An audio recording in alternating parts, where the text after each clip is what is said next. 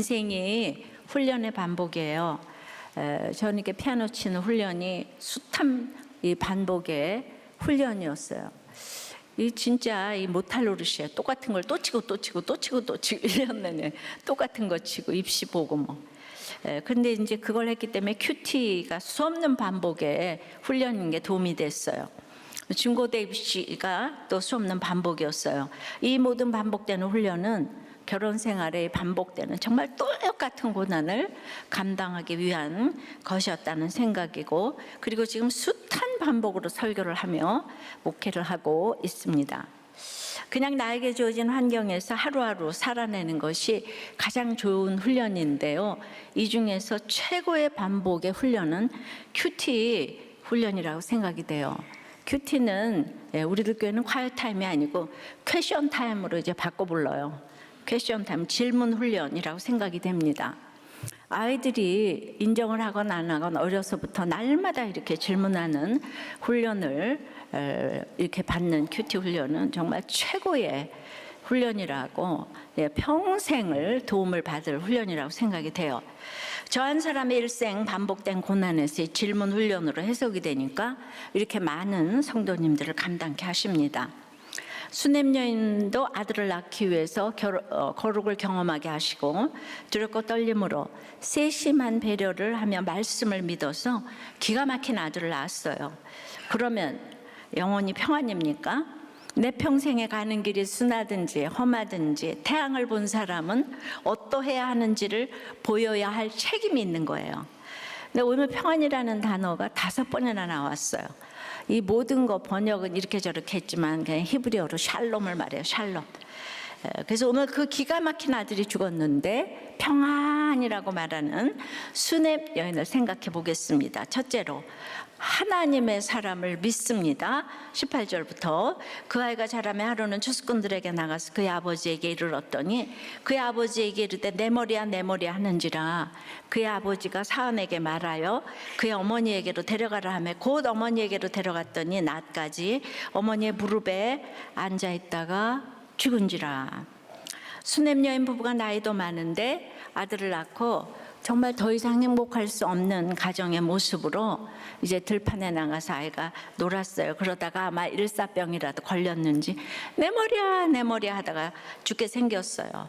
늘 지혜로운 수냄 여인은 평소에 남편에게 신뢰를 얻었는지 남편이 아이 엄마에게 데려가라고 합니다. 그래서 엄마에게 데리고 왔는데 아이가 죽었어요. 자, 이 엄마가 어떻게 하는지 오늘 보겠어요. 21절에 그의 어머니가 올라가서 아들을 하나님의 사람의 침상 위에 두고 문을 닫고 나와 그 남편을 불러 이르되 청하건대 사환 한 명과 나귀 한 마리를 내게로 보내소서. 내가 하나님의 사람에게 달려갔다가 돌아오리다 하니 남편이 이르되 초하루도 아니고 안식일도 아니거늘 그대가 어찌하여 그대가 오늘 어찌하여 그에게 나아가고자 하느냐 하는지라. 여인이 이르되 평안을 비나이다.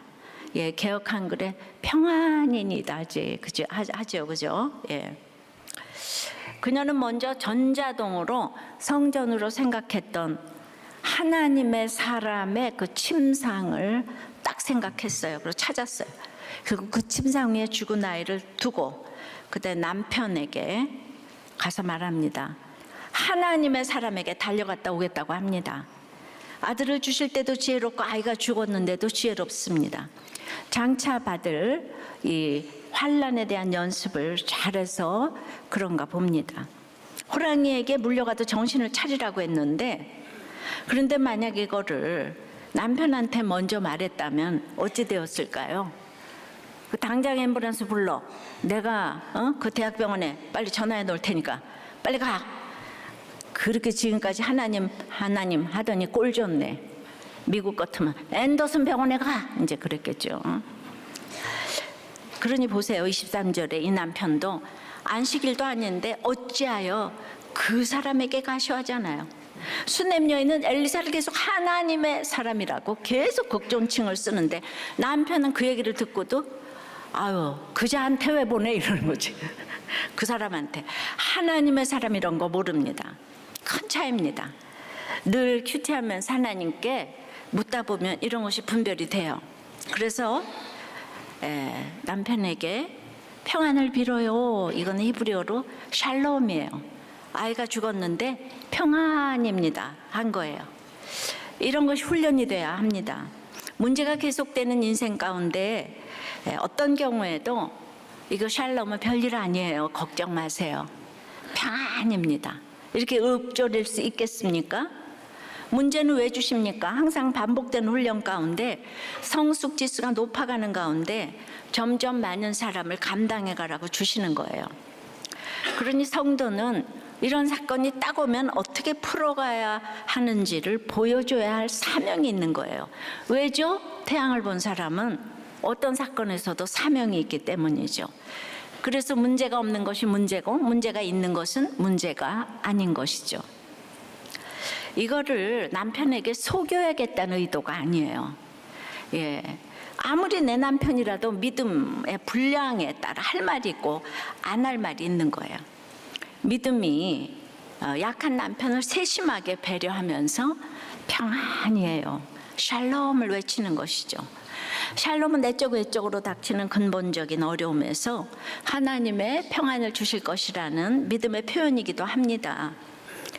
이 남편은 엘리사의 게스트하우스를 다 지어줄 정도로 수넴 여인을 사랑했어요. 그리고 그 집이 내 집에 있어도 괜찮을 정도로 대단한 남편이에요. 그런데 지체가 되지 못해요. 그래서 아들이 죽은 얘기는 할 수가 없는 거예요.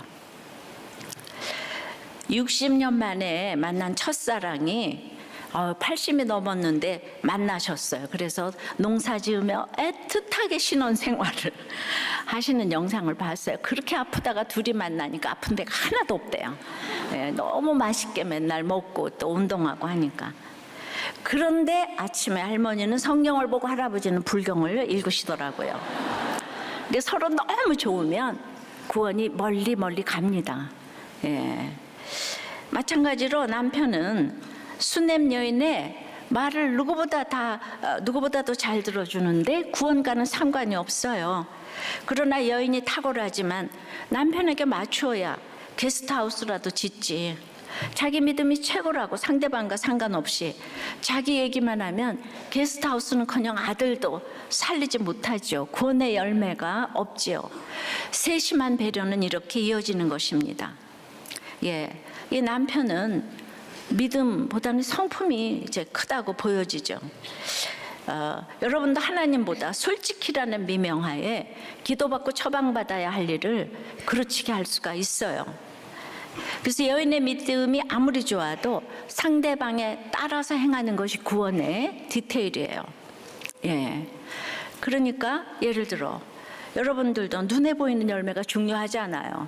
그런데 내가 아이를 교회 보냈는데 큐티 페스티벌인 큐페 가야 하는 건 알겠는데 갑자기 교회만 가고 공부를 안 하니까 믿음이 없는 이 남편이나 아내에게 저것이 공부는 안 하고 교회만 쳐다닌다고 말을 해야 되겠습니까?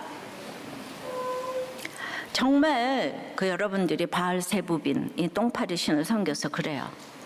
너무 아이가 공부를 안 하고 또 우리들 교회를 싫어한다고 하니까 이 부모가 긴장을 해가지고 공부 안 해도 좋으니까 제자 훈련 한 번만 받아라. 그랬더니 진짜 공부를 하나도 안 하는 거예요. 안 하는데 더 안 해. 희죽희죽 웃으면서 나 제자 훈련 받으라며. 그리고 놀리는 거예요.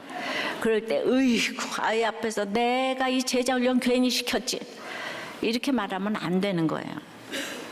그러니까 이 구원의 디테일이 없으면 여기서 얘기할 거 저기서 얘기하고 저기서 얘기할 거 여기서 얘기해서 다 이렇게 이렇게 망치는 거예요. 부모가 교회를 사랑하는 정도에 따라서 아이들도 부모의 가치관을 보는 것이 있어요. 겉으로는 열심인 경건한 부모의 뒷모습을 다 보는 거죠. 공부 안 하고 교회 열심히 다닌다고 분해서 못 봐줍니다. 이런 부모가 한둘이 아니에요. 그러니까 이럴 때 사건을 주시는 것이 축복이에요. 한 사람이라도 중심을 잡으면 됩니다. 믿음 없는 남편에게 억지로 평안이니이다 그렇게 하지 말고 태양을 본 사람의 그 확신을 가지고 평안이에요.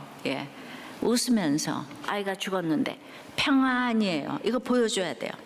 여러분들이 아무리 아웅다웅해도 이 세상 영광은요 아무리 커도 반딧불과 왕초 정도의 차이밖에 안 돼요. 겨자씨와 호박씨 정도의 차이예요.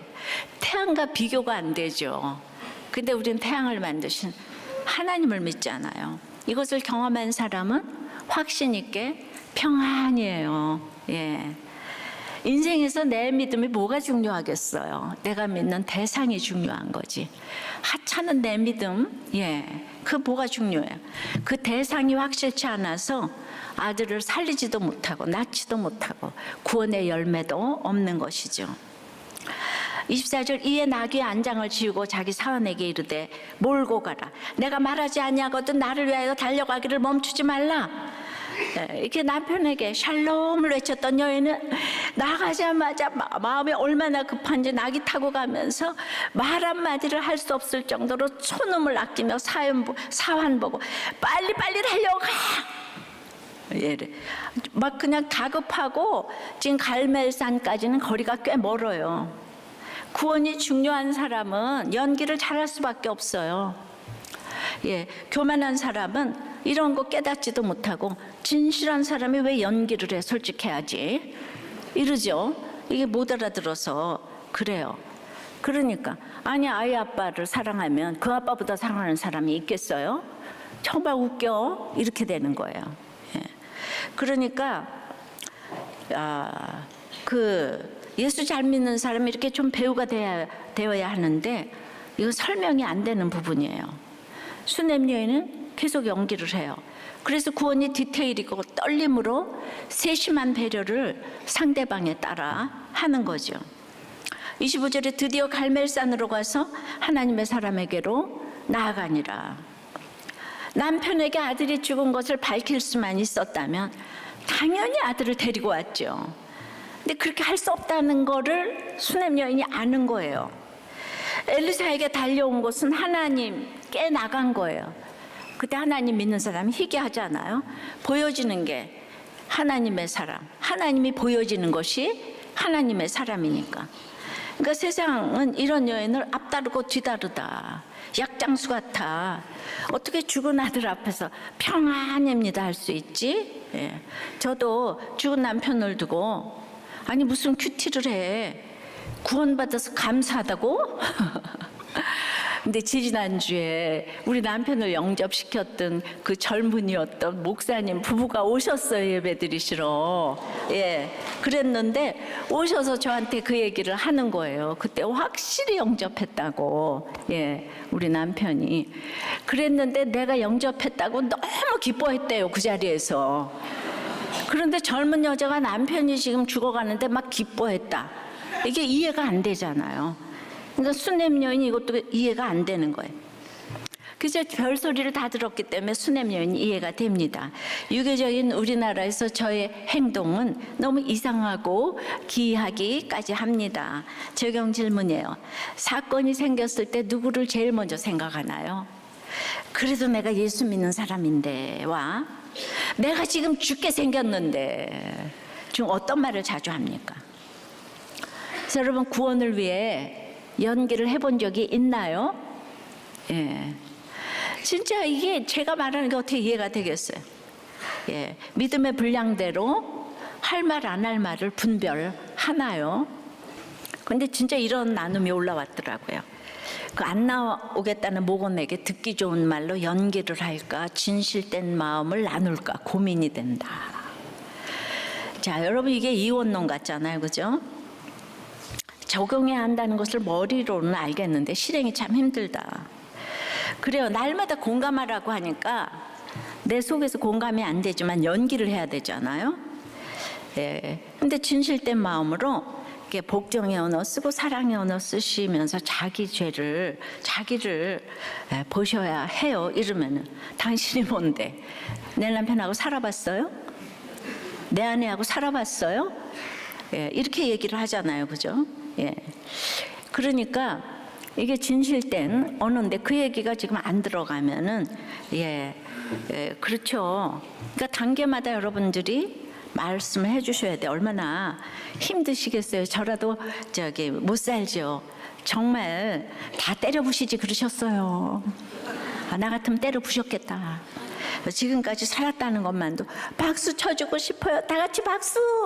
이러셔야지. 아니, 박수 치라는 게 아니에요. 근데 이런 것이 연기처럼 보이지만은 이게 사랑하는 구원의 디테일이잖아요. 그게 연기예요? 예. 이게 진실함이에요. 그러면서 아유 약장수고 때 사기꾼 같아. 그래도 내가 진심이면 그렇네요. 평안이에요. 이러면 되잖아요, 그냥. 예. 아유 목자님은 왜 저렇게 연기를 하시지? 그렇네요. 평안이에요. 그렇게 큰 소리만 치지 말고 무슨 말만 하면 작은 소리로 맞네요. 맞네요. 이게 그 연기예요. 예, 진실은 연기가 아닌 거예요. 예, 수냄 여인처럼 남편에게 평안입니다 하는 거예요. 자, 평안입니다는 하나님의 사람을 믿어야 되고, 두 번째는 하나님의 사람에게 털어 놓습니다. 25절부터 드디어 갈멜산으로 가서 하나님의 사람에게로 나아가니라. 하나님의 사람밖에 몰라요. 하나님의 사람이 멀리서 그를 보고 자기 사원 게하시에게 이르되, 저기 수냄 여인이 있도다. 너는 달려가서 그를 맞아 이르기를, 너는 편안하냐? 네 남편이 편안하냐? 아이가 평안하냐? 하라 하였더니 여인이 대답하되 평안하다. 예, 음악 4번이나 나왔어요. 근데 여러 도시를 순회하던 엘리사가 왜 당시에는 갈멜산에 거했을까요? 우리도 잘 모르죠. 그런데 한 가지 확실한 것은 이 여인이 엘리사의 거처를 알고 있다는 거예요. 자신의 스케줄을 알려줄 만큼 긴밀한 관계인데, 이거는 이제 하나님하고 그만큼 소통이 되는 믿음이다, 좀 이런 뜻이에요. 그 당시 갈멜산은 아다시피 엘리야가 바알 선지자들을 물리친 종교적인 성지였어요. 그러니까 그곳에 있다는 것도 우연이 아니었습니다. 십자가는 지혜고 지혜는 타이밍인 것이 다 맞아 떨어집니다. 원문에는 보라! 이 감탄사가 붙었어요. 저기 수냄 여인이 있다. 멀리서도 너무 수냄 여인하고 통하니까 수냄 여인을 딱 알아봤어요. 근데 초하루나 안식일도 아닌 때에 여인이 급하게 갈멜산을 오르는 모습을 발견하니까 걱정이 되죠. 그래서 게하시 보고서 물어보래요. 여인이 평안하냐? 남편이 평안하냐? 아이가 평안하냐? 3번이나 반복해서 정말 평안을 원하는 거예요. 그랬더니 여인이 게하시를 통해서 물어본 그 말에 평안하다고 또 답을 하는 거예요. 하나님의 사람 엘리사는 자기도 모르게 이 집에 문제가 생겼다는 것을 지금 간파하고 있어요. 자기 몰라, 그 문제가 뭔지 모르지만은. 이때 여인은 하나님의 사람을 만나기 전에 엘리사를 통해 들려주는 한마디 한마디가 지금 너무 새록새록 들리는데 계속 샬롬을 해주니까 그 말이라도 너무 그냥 너무 지금 감사한 거예요. 나에게 샬롬을 계속 물어봐 주는구나. 계속 하나님의 사람이라고 지금 호칭하고 있습니다. 그러나 이 평안을 믿지만 수냄 여인은 엘리사의 제자 게하시에게도 남편에게처럼 평안합니다 그러고 또 연기를 합니다. 진실한 제자가 있지만 또 어떤 사람은 진실하지 못해요. 엘리사의 제자 게하시는 당장 이제 다음 장에 야망으로 문둥병에 걸렸어요. 근데 이것을 수냄 여인이 미리 분간을 했습니다. 게하시가 진실하지 못한 걸 알아요. 예, 사심이 있어. 이렇게 분별해내는 것이 너무 중요합니다. 순수하지 못한 마음으로 진단하고 처방하며 시간을 낭비할 것이기 때문에 엘리사가 우리 아들에게 와줘야 한다고, 하나님의 사람이 와줘야 한다고 한 거예요. 남편에게도 항구를 하고 게하시에게도 항구를 하고, 내 죽어가는 일들이 믿음이 없는 사람들에게는 이렇게 합구를 해야 될 때가 있어요. 정말 이게 말이라는 게 생각의 창고인데 그렇게 말을 쏘국지처럼 그냥 그렇게 그냥 해서 될 일을 안 되게, 예, 이러면 안 돼요. 그러니까 세심한 배려로 늘 할 말 안 할 말을 분별해야 아들을 낳고 평안할 수 있는 것입니다. 27절 산에 이르러 하나님의 사람에게 나아가서 그 발을 아는지라. 예, 게하시가 가까이 와서 그를 물리치고자 하매, 봐요, 게하시가 물리치잖아요. 지금 이렇게 구원을 방해해요. 하나님의 사람이 이르되 가만두라 그의 영혼이 괴로워하지만은 여호와께서 내게 숨기시고 이루지 아니하셨도다 하니라. 여인이 이르되 내가 내 주께 아들을 구하더이까 나를 속이지 말라고 내가 말하지 아니하더이까. 이 여인은 계속 함구하다가 드디어 하나님의 사람을 만나니까 정확하게 대상을 찾았어요. 이것이 중요합니다. 내가 마음껏 말할 대상이 게하시도 아니에요. 지금 게하시가 수넴 여인을 물리쳤잖아요. 하나님의 사람에게 가고자 하는데 엘리사에게도 게하시가 아니고 수넴 여인이에요. 수넴 여인도 남편이 아닌 하나님의 사람 엘리사였죠. 다 털어놓을 지체가 한 사람이라도 있어야 평안입니다. 예. 그렇다고 남편하고 안 살아요? 게하시하고 같이 안 가요? 믿으면 분량이 각각 따로 있어요. 그들에게 할 말이 따로 있고 하나님의 사람에게 할 말이 따로 있는 거예요. 하나님의 사람을 보자마자 여인이 그 발을 안았어요. 아마 통곡했을 것 같아요. 그러니까 엘리사도 그의 영혼이 괴로워한다고 하잖아요. 나오미처럼 그의 영혼이 쓰고 괴로운 나라가 되었어요. 쓰고 쓴 사건과 상처와 마음을 남편에게 쏟았더라면 가정이 깨졌을 거예요. 동네 이웃들에게 쏟았더라면 이야기거리만 되었을 거예요. 게하시에게 쏟았더라면 다른 목적으로 이용만 당했을 것이에요. 자, 이런 얘기를 어렸을 때부터 듣는 우리 아이들이 얼마나 지혜롭겠습니까? 다 당해서 망하는 거잖아요. 그죠? 속아서 당하는 건데.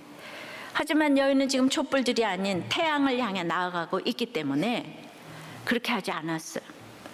오직 하나님 사람 앞에 와서야 그 쓴 마음을 털어놓는 거예요. 주님도 여인이 괴로운 이유를 엘리사에게 숨기셨어요. 여인이 직접 자기 입으로 털어놓도록 세심하게 배려하십니다. 사실 하나님이 더 잘하시고 더 잘 설명해 주실 수 있잖아요. 그런데 여인이 직접 털어놓게 하시는 거예요. 자기 말로 쏟아내는 것 자체가 치유라는 것을 주님도 인정하시는 거예요. 그러니까 여인이 엘리사에게 뭐라고 말해요? 내가 언제 내 주께 아들을 구했어요? 나를 속이지 말라고 내가 말하지 않았어요? 지금 하나님의 사람 엘리사에게 말하지만 이건 결국 하나님께 부르짖는 기도예요. 그러니까 여러분 너무 욕하고 싶으면 하나님 앞에 하나님 내가 저놈이 미워서 못 살겠고 남편 놈이 미워서 못 살겠고 막 기도하고 이러다가 남편이 딱 오면 평안이니다 이렇게 하는 거예요. 그 연극을 하셔야 되는 거예요. 근데 맨날 둘이 네가 이래서 이러고 저러고 싸우고 그거 하나님 앞에 하시라고. 하나님 내가 이 남편 때문에 살 수가 없어. 막 욕을 이 남편 놈 때문에 살 수가 없어. 이 아내 니은 때문에 살 수가 없어. 그렇게 막 했다 아내 남편이 올 때마다 이렇게 막 했다. 평안입니다. 이게 구원이 안타까운 사람은 이게 돼요. 예. 엘리사에게는 이렇게 말해도 받아줄 사람이라는 걸 아는 거죠. 야다의 하나님을 같이 경험했기 때문에 설득이 필요 없어요. 한마디만 하면 딱 하는 거예요. 익 하면 칙 하는 거예요. 익 하면 칙 하는 거예요. 이게 최고의 인간관계예요. 사실 행복은요 편하고 대인관계가 잘 되면 그거보다 행복이 없어요. 행복은 대인관계가 잘 되는 거예요. 여러분 돈 갖고 행복해요? 예, 말이 주거니 받거니 할 때 예, 보세요. 믿음이 다르다면 네가 뭔데 감히 하나님의 사람 앞에 와서 울고불고 해? 이러겠죠, 그죠? 믿음이 다르면. 예, 남편이나 게하시는 남편 못 알아듣고 게하시는 뒤끝이 있어요. 단어 하나에 오해를 해서 용납 공동체가 못 되고 오해 공동체가 되는 거예요. 그거는 뭐 부모 자식간 다 마찬가지입니다. 여인 입장에서는 너무 옳은 말이잖아요.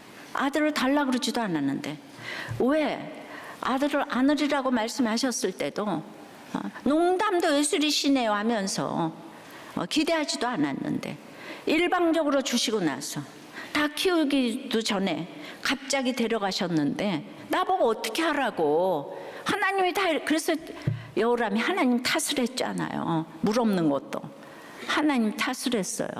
예. 그러니까 우리는 그때 뭐 결혼하래매 하지 말래매, 아니 신결혼했는데 왜 실직을 해요? 왜 아이는 못 낳아요? 이러는 거예요 지금. 예, 그러니까 여인의 마음이 써요. 여기서 속이지 말라고 말하지 않았어요? 는 16절에 지난 절에도 속이지 마옵소서. 그래서 내가 거기 농담도 예술이라 그랬잖아요. 근데 그때 16절에 속이다는 카자브라는 단어인데 그것은 일반적인 속임을 뜻하고요. 오늘 28절에 속이다는 샬라예요. 잘못된 희망을 품게 하다는 뜻이에요. 무슨 뜻입니까? 여인은 내 인생에 아들은 없다. 다른 거 다 있어도 이제 인생에서 바랄 소망이 없다고 인정하며 살고 있었는데 하나님이 엘리사를 통해서 생각도 못한 아들을 주셨어요. 그 아들이 인생에 소망을 줬다는 거예요. 예. 근데 평안할 수 없는 인생이었는데 아들이 오니까 너무 평안할 줄로 착각하게 되었다는 것입니다. 발음도 샬라가 샬롬과 비슷하잖아요. 샬라. 예, 이게 원어는 이 단어가 좀 달라요. 평강을 주시는 하나님이 그 가짜 평강을 주셨다는 아주 찢어지는 마음을 토로하는 외침이에요. 이 마음을 털어놓는 이 털링, 우리가 텔링을 털링이라고 그러잖아요. 털링, 그죠? 털어야 돼. 털링을 엘리사 외에 누가 이해할 수 있겠어요? 누가 들어줄 수 있겠습니까? 예, 늘 하나님의 말씀을 듣고 하나님을 떠난 세상을 향해 말씀을 외치고 도처로 신방 다니고 환난당하고 빚지고 온통한 사람들의 얘기를 들어주는 엘리사니까 그렇게 쏟아놓는 그 쓴 마음을 들어줄 수 있는 거예요. 엘리사에게도 수넴 여인이 지체고 수넴 여인에게도 엘리사가 지체가 되었어요. 예, 정말 이거 여러분 잘못 듣고 모두 담임 목사한테만 오면은 설교 아주 잘못 들은 거예요. 예, 그 당시는 하나님의 사람이 희귀했어요. 우리들 공동체는 이렇게 쏟아내는 털링을 들어주는 공동체잖아요. 들어주는 거 잘하는 목장이 최고인데 아무에게도 말하지 이렇게 그 못하는 말을 목장에 와서 다 털어놓잖아요. 진짜 공동체라는 증거예요. 이 세상에 공동체가 많죠. 로타리 클럽도 있고 또 말씀이 없이 이렇게 나누면 또 스캔들이 되고. 예. 물론 우리 공동체에서 실수할 때도 있고 부족한 부분도 있겠죠. 근데 이런 연약한 부분도 우리가 함께 나누면서 성장해야 할 부분이에요. 누구든 처음에는 자기 말하기 바쁘죠. 남의 말을 들을 겨를이 없습니다. 그런데 계속 자기 말만 하는 거기 머물러 있으면 안 되죠. 목장에서 집사님 오늘은 거기까지 들을게요.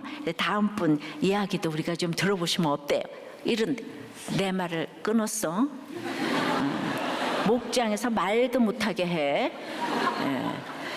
예, 이제 그렇게 얘기를 하시면은 그만큼 믿음이 자랐다는 사인이니까 이제 다른 지체 말을 들을 만한 수준이 되었다는 얘기니까 칭찬이에요.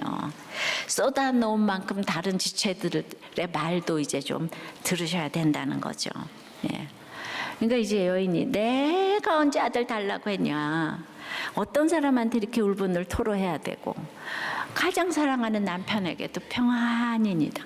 그러면 이게 거꾸로 적용이 되죠. 나에게는 모두가 와서 평안입니다. 이것만 하네. 나한테는 내가 편하지 않은 사람이야. 이렇게 적용을 하시면 아주 좋은 학생이에요. 예. 모두가 잘하는 사람은 정말 편하지 않은 사람이에요. 예. 그러니까 아무 데서나 죽겠다고 소리를 고래고래 지르고 그건 대인관계를 망치잖아요. 편하지 않은 사람은 대인관계가 될 수가 없죠. 예수 믿으면서 이런 지혜가 있으면 좋겠습니다. 할 말 안 하고 안 할 말 하고 이래서 문제가 생기는 거예요. 제발 뒷담화하지 말고 말 옮기는 거 하지 말고, 예, 그거를 이제 공동체에서 배우는 거예요. 큐티를 하다 보니까 지혜가 샘솟습니다. 성숙한 집안 분위기, 목장 분위기를 이끌어내는 수냄 여인 같은 사람 한 사람만 있으면 억만금을 주고도 못 사는 공동체가 되는 거예요. 나 수냄 여인, 노 수냄 여인. 한번 물어보세요. 나 수냄 여인, 노 수냄 여인.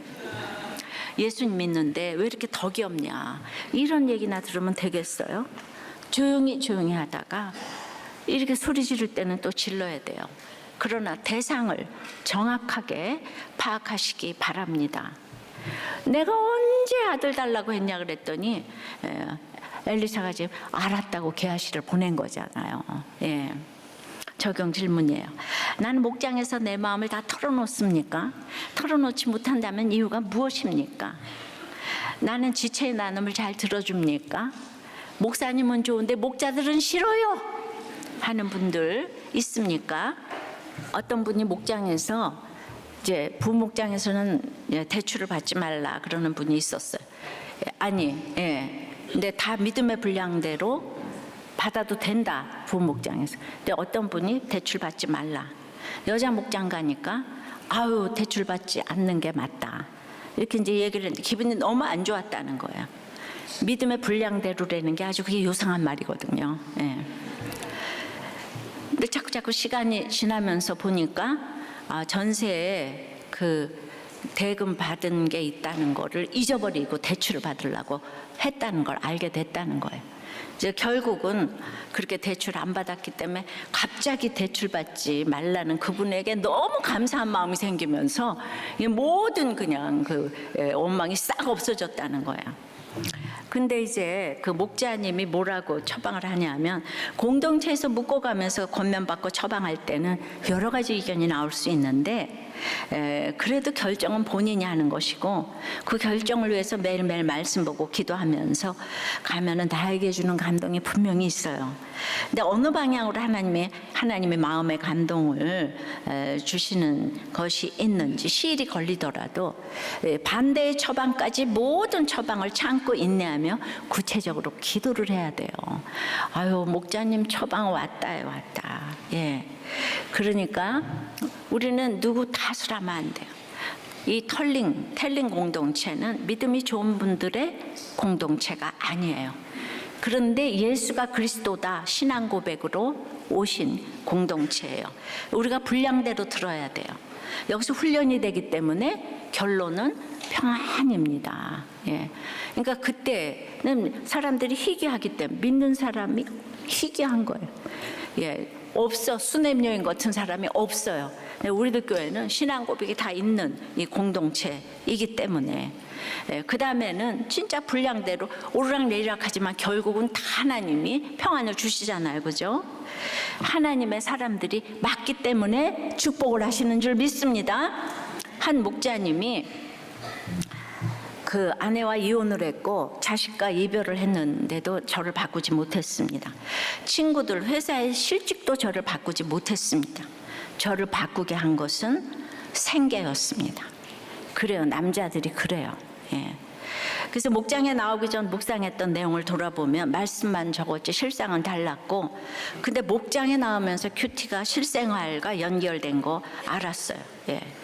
그래서 이제 실생활에 적용하는 큐티를 하게 되다가 서로 적용을 하니 내 인생도 말씀대로 되어간다는 생각이 듭니다. 이것이 평안의 비결이에요. 예. 그런데 어떤 이 목사님께서 2년을 지금 이혼 그것 때문에 우리들께 모든 프로그램을 다 거치고 이제 2년이 됐대요. 예. 그런데 이혼을 하겠다고 그러세요. 예. 그래서 내가 물어보니까 거기는 먹을 게 있더라고요. 목사님인데도 먹을 게 있더라고. 근데 오늘 자를 바꾸게 한 건 생계였다 그러잖아요. 예. 그러니까 그 사모님도 그렇고 진짜 우리들 교회 와서 2년을 듣고 평신도들도 바뀌는데 이게 뭐 하는 거예요. 예. 오늘 좀 들으시고 그러시면 평안이 노평안 멀리 평안이 평안입니다가 아니고 노평안 이렇게 되는 거예요. 그러니까 진짜 오늘 정말 그 목사님 좀 꼭 들으시고 이거 정말 막으셔야 돼요. 자, 평안입니다. 하나님의 사람을 믿습니다. 하나님의 사람에게 털어놓아야 돼요. 세 번째는 하나님의 사람을 떠나지 않습니다. 29절 엘리사가 게하시에게 이르되 네 허리를 묶고 내 지팡이를 손에 들고 가라. 사람을 만나거든 인사하지 말며 사람이 내게 인사할지라도 대답하지 말고 내 지팡이를 그의 얼굴에 놓으라 하는지라. 이제 게하시에게 빨리 가라. 허리를 묶고 가라. 빨리 가라. 예, 이렇게 유람하면서 가지 말라. 예, 그 내 지팡이를 그러고 가서 얼굴에 놓으라고 하는데 가다가 사람을 만나거든 인사도 하지 말라. 게하시는 인사합니다. 예, 또 이제 아님 만나거든 인사하지도 말고 인사할지라도 대답하지 말고 대답합니다. 예, 그리고 엘리사의 지팡이를 너무 자랑합니다. 내가 엘리사의 이게 후회다 막 이래가면서 그냥 자기를 뽐내거나 자랑할 수 있는 사람인 걸 알아요. 그래서 대답하지 말고 인사하지 말고 이게 다 알아도 이렇게 안 되는 게 있어요. 그래서 엘리사의 지팡이 이게 다 흉내만 내는 거예요. 예, 이게 사실 큐티 하나만 가지고 목회가 되는 게 아니고 진실해야 되잖아요, 그죠? 예, 근데 이거를 내가 성공의 도구로 삼으면 안 되는 거지. 나한테 그렇게 삼고 있는 엘리사의 지팡이가 뭔가 이거 하나만 있으면 다 된다. 예, 이제 그걸 이제 다 알았어요. 예, 그러니까 30절에 아이의 어머니가 이르되 여호와께서 살아계신가 당신의 영혼이 살아계심을 두고 맹세하노니 내가 당신을 떠나지 아니하리이다. 엘리사가 이에 일어나 여인을 따라가니라. 그 수넴 여인은 끝까지 엘리사여야만 한다고 했습니다. 게하시는 겉으로는 엘리사 제자로 경건해 보이지만 결정적인 구원의 일은 결국 야망이 있기 때문에 왜곡해서 듣고 일이 안 되게 하는 사람이에요. 엘리사와 수넴 여인은 하나님을 경험했는데 게하시는 그렇지 못해 보입니다. 그런데도 엘리사가 선지상도 중에 제일이라고 고른 사람이 게하시예요. 그 수넴 여인이 분별을 훨씬 더 잘하는 것으로 보입니다. 그 사람이 무엇을 할 수 있겠어요? 하나님의 사람을 만나는 축복을 받으셔야 되는데 예, 그만큼 엘리사 밑에도 이런 사람이 있는 거예요. 예, 수넴 여인의 남편도 그런 거예요. 그렇다고 안 살아요. 그러니까 우리한테 지혜가 필요한 거예요. 여인이 부탁하는 모습이 그냥 엘리사가 엘리야를 쫓아갈 때 모습 같아요. 엘리야가 엘리사 보고 가라 하니까 결단코 내가 떠나지 아니하겠나이다. 떠나지 아니하겠나이다. 2장에 기억나시죠? 설교 제목까지 제가 했잖아요. 그러니까 엘리사가 이 여인이 떠나지 않겠다는 것은 하나님을 떠나지 아니하겠다는 자기 마음하고 갖구나 그거를 이제 헤아리게 된 거죠. 그 얼마나 간절한지를 알게 됐어요. 예, 그러니까 왜 그럴까요?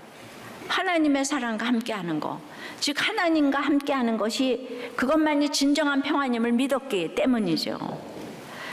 아들이 죽은 상황에서도 남편을 배려하고 사실을 감추고 게하시에게도 감추고 그리고 누구에게 말해야 하는지 정확한 근원에 소금을 뿌려야 되는데 이 여인은 정확하게 알고 있는 걸 볼 때 수넴 여인의 문제의 핵심은 아들의 죽음이 아니에요. 평안이 없음이에요. 그래서 평안을 부르짖어요. 예. 이 수넴 여인은 아들이 생기니까 하나님 자리에 아들이 가 있는 거예요. 근데 그거는 생각 못했던 일이었어요. 평생 아이가 없었기 때문에 너무 하나님을 섬기다가 너무너무 좋은 아들이 생기니까 아들 평안에 취해가지고 자기도 모르게 하나님을 떠난 거예요. 예, 그거를 이제 깨닫게 된 거예요. 그러니까 멀리서 여인을 본 엘리사가 가족 모두의 평안을 급하게 물었어요. 엘리사가 살짝 수넴 여인의 가족이 걱정되었던 거예요.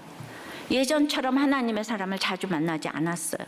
아들이 너무 좋아서 아들 평안을 만나서 진짜 평안을 지금 놓치고 있었기 때문에 자기도 모르는 사이에 우상처럼 떠받들고 있던 아들이 한순간에 죽는 사건이 오자 예, 우리의 큐티는 이때 발휘를 하는 거예요. 여인이 띵크를 딱 한 거죠.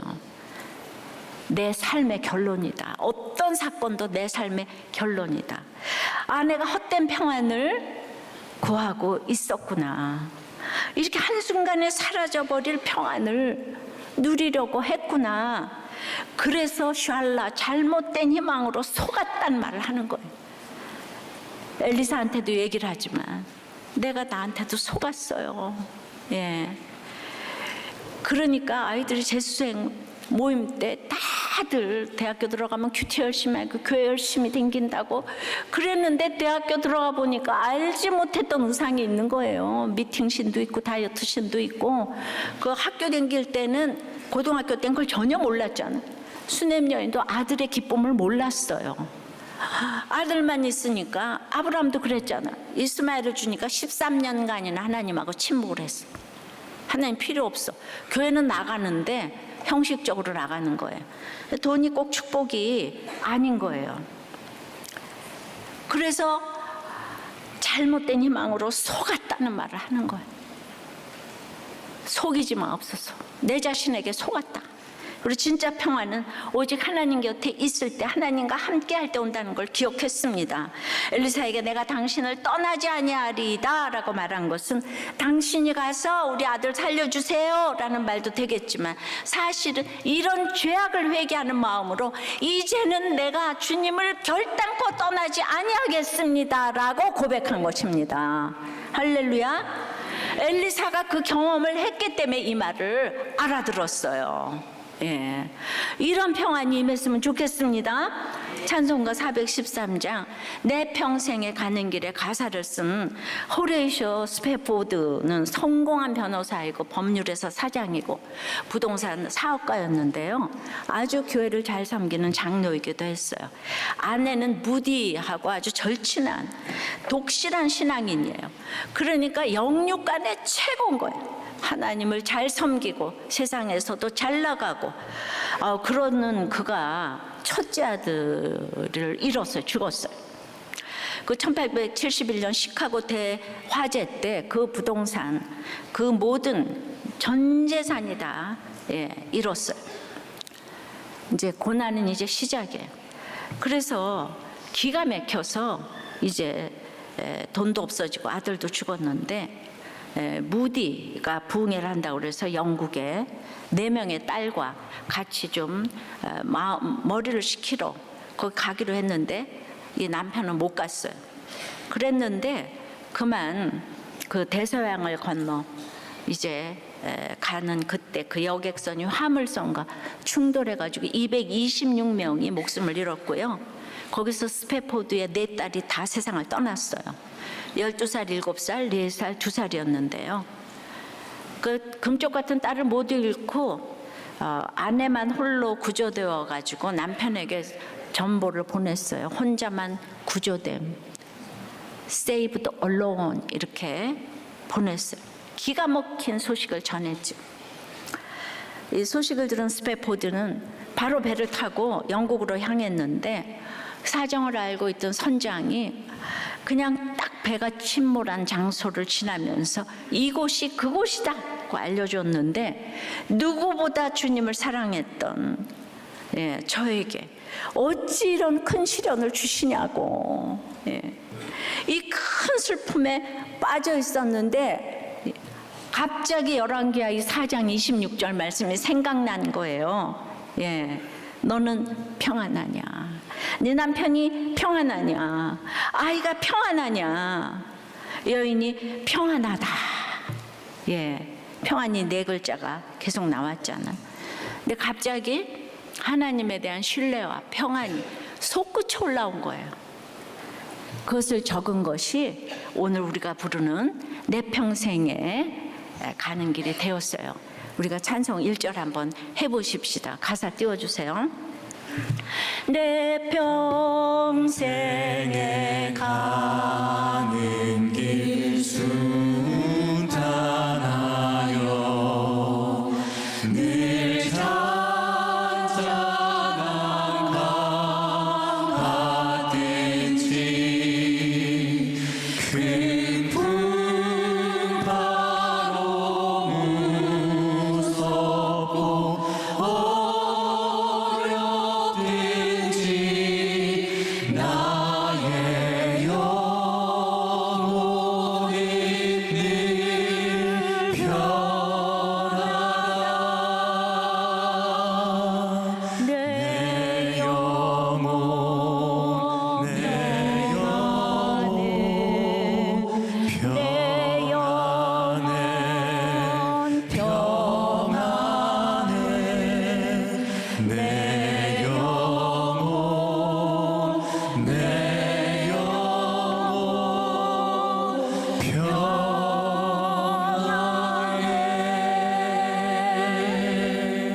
스페포드는요, 아들과 재산과 내 딸을 연달아 잃었지만은 빼앗길 수 없는 하나님의 평안을 경험했어요.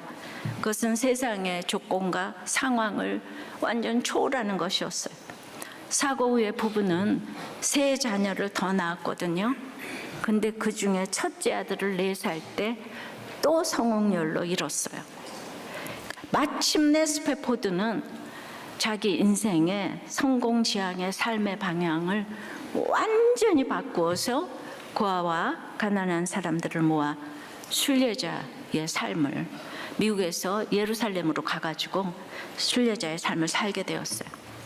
이 엄청난 고난을 통해서 진짜 평안은 이 세상에 어떤 존재에서도 얻을 수 없다는 것을 알고요, 오직 하나님을 믿고 기도하며 떠나지 않고 하나님과 동행할 때 누릴 수 있다는 것을 알게 되었습니다. 우리가 이렇게 고난이 와도 사명을 찾는 것은 이렇게 힘든 거예요. 진짜 이 생계의 위협을 느끼지 않고는 이혼도 마음대로 하고, 정말 다 뭐든지 사명을 찾아야 되는 거야. 태양을 봤는데 사명을 찾아야 되는 거예요. 적용 질문이에요. 잠시 아들이 주는 평안에서 진정한 평안을 주시고자 주신 사건은 무엇입니까? 잠시의 이 아들은 무엇이고 갑자기 온 사건은 무엇입니까? 이제는 어떤 상황에서도 하나님을 떠나지 않겠다고 맹세합니까? 주님, 오늘 스페포드를 생각하고 수냄 여인을 생각했는데 이제 조금은 그 마음을 좀 이제 정말 조금은 알 것 같은 마음이 들어요. 일생 주님을 위해 헌신했는데 감당할 만하니까, 수준이 되니까 그 태양을 보이라고, 이것이 촛불 같은 고난이라고, 자기도 모르게 아들이 우상이 되어 있는 그 모습을 누가 알아듣겠습니까? 수냄 여인이 알아들었습니다. 우리의 계속되는 일생 반복되는, 왜 나만 이런 고난을 당하는가? 정말 나는 내가 싫다. 그런 분들이 많이 있겠지만은 결국은 이런 어마어마한 고난 앞에서 그렇게 평안입니다를 부르짖는 수냄 여인을 보면서 그분이 우리에게 그런 역할을 하셔야 되기 때문에 그런 고난을 허락하셨는데, 주님, 오늘 우리가 어떤 경우에도 구원 때문에 할 말 안 할 말을 이렇게 참고 안 한다는 것이 구원이 아니면 이렇게 할 수가 있겠습니까? 내 사랑하는 주님이 얼마나 좋으면 이렇게 연기를 하겠습니까? 왜 사랑하는 남편에게 말을 감춰야 하고, 정말 제 1등하는 제자에게 감춰야 하고, 이것이 구원이 되기 위한 너무나도 그 하나님의 날마다 우리에게 주시는 명령인데, 우리가 날마다 이렇게 큐티를 하고 이 공동체에서 나눌 때에 우리에게 가장 큰 평안의 훈련을 반복적으로 시켜주시는 줄 믿습니다. 특별히 우리가 감동이 없어도 아이들에게 큐티를 시키고 날마다 나누는 것이 이 세상에 가장 살아갈 확실한 고기를 낚는 법을 가르쳐 주는 것인지를 알게 하여 주시옵시고, 이 부모가 먼저 본을 보일 수 있도록 주님 역사하여 주시옵소서. 스페포드의 그렇게 엄청난 고난 가운데도 아버지 안에 사명을 갖는다는 게 그렇게 어려운 것인지를 알았습니다. 우리 목자 여러분들이 얼마나 대단한 일을 하는지 몰라요. 정말 상상이 안 되는 일로 하나님께서 가장 큰 평안을 허락해 주실 줄을 믿습니다. 누가 이렇게 연기를 하면서 날마다 구원 때문에 노심초사하고 안타까워하겠습니까? 아버지, 우리가 연약한 또 사람들도 있겠지만은 항상 이제 오늘 편하고 아버지 대인관계에서 이렇게 평안입니다 부르짖는다면 무슨 문제가 생기겠습니까? 그런 평안이 임하게 도와주시옵시고, 이렇게 우리가 예배를 드릴 수 있는 나라가 돼야 하니 아버지는 창조 질서를 어지럽히는 이런 법안들이 통과되지도 않고 제정되지도 않도록 선량들을 세워 주시옵시고, 위정자를 세워 주시옵소서. 불쌍히 여겨 주시옵소서. 오늘 이혼이나 질병이나 아버지 하나님 사별을 통해서 식구들을 잃은 이 식구들이 왔다. 얼마나 어려운지 그 마음을 주님께서 위로하여 주시옵시고 진짜 평안이신 주님을 만날 수 있도록 역사하여 주시옵소서. 이 시간 평안입니다의 가치관을 알고 신앙 고백으로 드린 이 헌금을 흠양하여 주시옵시고 내 사랑하는 주님께 드릴 것만 있고 사람들에게 줄 것만 있도록 주님 우리들의 영육 간에 이런 평안의 가치관으로 저희들의 회사 사업과 공부와 프로젝트와 아이디어에 주님 기름을 부어 주시옵소서. 예수 그리스도 이름으로 기도드리옵나이다. 아멘. 이었던 저는 스웨덴 유학 시절에 하나님을 만났습니다. 소프트웨어 엔지니어링 전공으로 논문이 써지지 않아 인생이 허무할 때 하나님은 은진아 사랑한다고 찾아와 주셨습니다. 그 후 논문을 마치고 돌아왔지만 이미 나이든 청년이 된 저는 청년부도 장년부도 소속할 곳이 마땅치 않았습니다. 그러다 집에서 가까운 우리들 교회에 나온 첫 주일 목사님의 말씀을 들으며 예배의 감격을 회복할 수 있었습니다. 결혼 후 늦은 나이에 임신 때문인지 아기는 다운증후군 소견과 저는 인슐린이 전혀 안 나오는 1형 당뇨라는 난치병이 발병했습니다. 그러나 하나님의 사람들이 모인 목장의 강력한 중보와 격려로 아이는 건강히 태어났고 저는 평안히 질병을 통과하고 있습니다. 저희 부부에게는 아파트 청약 기준이 있었습니다. 그것은 대중교통으로 교회까지 1시간 이내이고 분양가가 싼 곳인데 마침 그런 아파트가 나와 신청했는데 당첨이 됐습니다. 그러나 계약금과 중도금 낼 시점이 다음해 3월로 다가오니 앞으로 은행에 빚을 지고 비싼 이자를 갚아야 한다는 생각에 눌렸습니다. 그러다 6, 7% 이율의 은행 대출 대신 1.7%의 전세자금 대출이 있다는 것을 알고 저는 속으로 지화자를 외치고 있는데 남편이 전세자금 대출을 받아 분양받은 아파트에 중도금과 계약금을 내는 것이 맞는지 목장에 물어보자고 해서 짜증이 났습니다. 하지만 신혼 2년간 무수히 부부싸움을 할 때마다 하나님이 매번 남편의 손을 들어주신 거룩한 경험을 했기에 목장에 묻게 되었습니다. 그런데 부건찰님만 내 이익과 부합되는 편법을 사용하면 안 될 것 같다. 원칙에 어긋나니 받지 않는 게 맞다며 반대하셨습니다. 그리고 목사님은 부부가 함께 기도하고 큐티하면서 믿음의 분량대로 하라고 하셨습니다. 집에 오니 반대한 부건찰님의 말이 머리를 떠나지 않고 미운 마음이 올라왔습니다. 그래서 다시 여자 목장에 물으니 집사님이 처음에 물었을 때는 자기 확신이 강해 보여서 말 못했다. 안 받는 쪽이 맞는 것 같다고 하셔서 저는 뒤통수를 맞는 것 같았습니다. 이렇게 반대하는 사람이 많아지니 그 집사님에 대한 미운 마음이 내 인종 욕구가 충족되지 못했기 때문임이 깨달아졌습니다. 그리고 평소에 불로소득을 좋아하고 내 유익을 위해 편법을 선택하는 사람을 무시했는데 그게 바로 나구나 인정이 되었습니다. 그러는 중 전세 재계약 때 집값 하락으로 받은 돈이 갑자기 기억났고 그 액수가 내년 초에 내야 할 계약금과 비슷하다는 것을 알게 되었습니다. 상황이 이렇게 흘러가니 혹시 하나님이 다른 길을 예비하시나 싶어 내 계획과 자기 확신이 힘을 잃고 오히려 모두 예 할 때 아니요 하고 용기 있게 말해주신 것이 고마웠습니다. 부부 목장에서 이 부분을 고백하니 목자님은 공동체에서 묻고 가면서 권면을 받고 처방할 때는 여러 가지 의견이 나올 수 있는데 그래도 결정은 본인이 하는 것이고 그 결정을 위해서 매일매일 말씀 보고 기도하면 나에게 주시는 감동이 분명히 있습니다. 어느 방향으로 하나님이 마음에 감동을 주시는 것이 있는지 시일이 걸리더라도 반대의 처방까지 모든 처방을 참고 인내하며 구체적으로 기도해야 합니다. 라고 하셨습니다. 나중에 알게 된 사실이지만 갱신계약을 하면 전세자금 대출 신청이 불가하다고 합니다.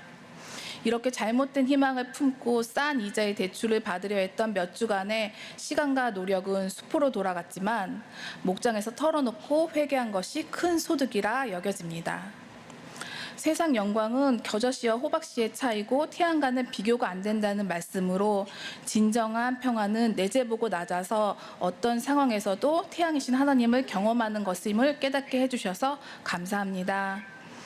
믿음 없는 저를 간증대에 세워주신 목사님 감사합니다.